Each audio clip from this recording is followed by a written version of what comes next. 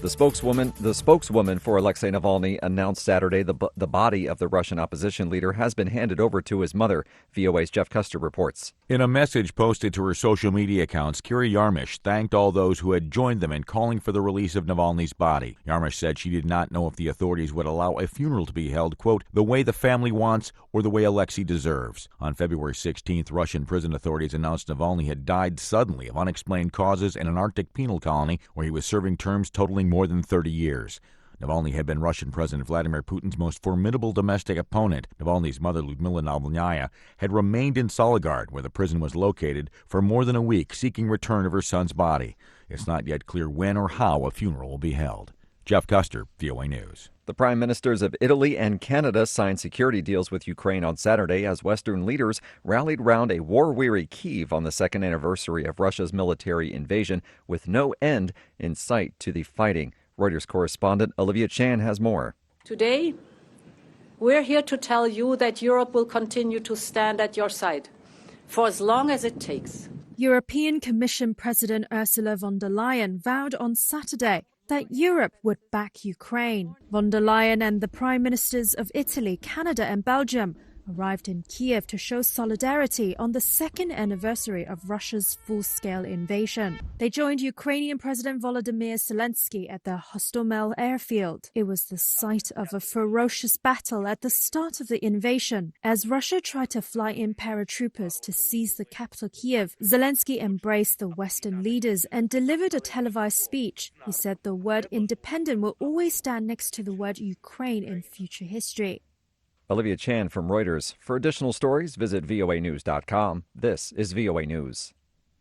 U.S. President Joe Biden has announced 500 new sanctions on Russia as the world marks 2 years since Moscow invaded Ukraine. Biden said the sanctions will target Russia's, quote, war machine, including weapons procurement, and will also target individuals involved in the imprisonment and death of prominent Russian opposition leader Alexei Navalny 1 week ago. VOA's senior diplomatic correspondent Cindy Sain reports. Ukraine's defense forces continue to try to repel Russia's invading army.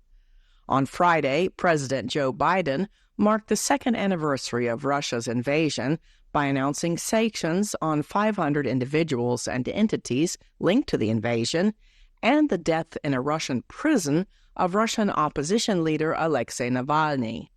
He said Russian President Vladimir Putin badly miscalculated the courage of the people of Ukraine.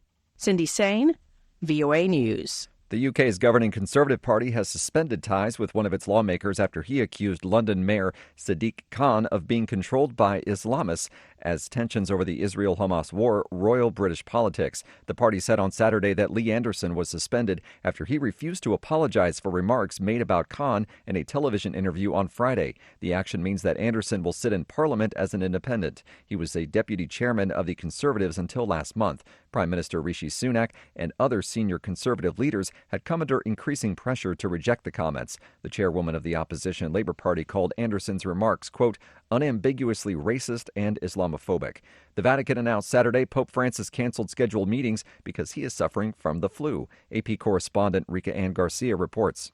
The Vatican press office adds that it was a precaution and that the Pope's weekly engagements are still to be confirmed. The 87-year-old pontiff has had several health problems in recent years. In late November, he was forced to cancel some of his activities because of breathing problems. Pope Francis has indicated several times that he would be ready to step down if his declining health becomes a barrier in leading the Catholic Church. But in a recent interview, he mentioned feeling healthy and denied any plans to resign soon.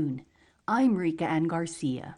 Polls suggest South Africa faces a historic turning point in a national election in May. The ruling African National Congress could lose its majority for the first time, having transformed from a liberation movement to a governing party at the end of apartheid in 1994. The ANC has been in charge of Africa's most advanced economy for all of its 30 years of democracy since the end of white minority rule. But the party of the late Nelson Mandela has seen a gradual decline in support, and analysts say this election could be a watershed moment when it slips below 50% of the vote.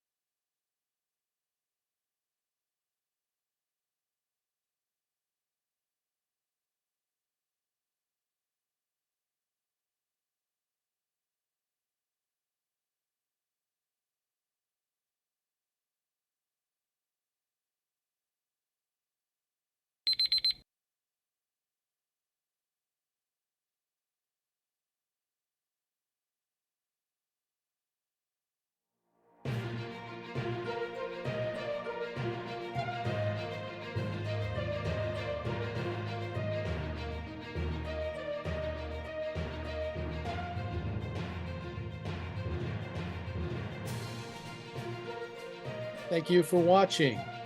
Can you do me a favor? Please leave a comment in the comments section below. That would really help. Thank you, and see you again soon.